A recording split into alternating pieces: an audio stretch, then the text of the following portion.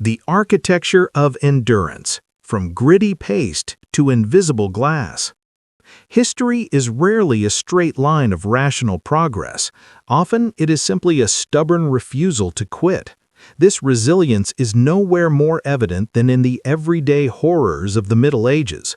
We still use toothpaste, soap, and buttons today not because they were originally good ideas.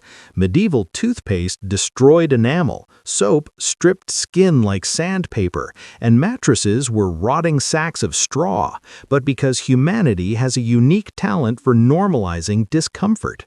We took products that failed immediately and annoyed everyone, then refined them for centuries until they became civilization's staples. This same resilience fueled the life of Mary Shelley. Born into radicalism and defined by tragedy, she did not write Frankenstein simply to scare. Her monster was a reflection of her own isolation, formed by the crushing loss of her mother, children, and husband, Percy Shelley. Her genius was forged in grief, proving that the most enduring creations often rise from the ashes of personal devastation. While Shelley constructed literary monsters, Paris constructed layers of power. The Louvre began not as a home for art, but as a brutal fortress designed to intimidate.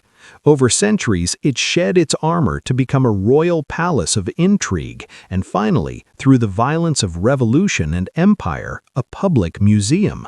Today, it stands as a paradox, a temple of beauty built upon foundations of fear, where the walls that once kept enemies out now keep culture in. Ultimately, our view of this history is mediated by a single material, glass. Born from accidental fire in ancient sands, glass evolved from a mystical luxury into the invisible infrastructure of modern life. It gave us lenses to see the stars, windows to conquer the cold, and screens to connect our minds.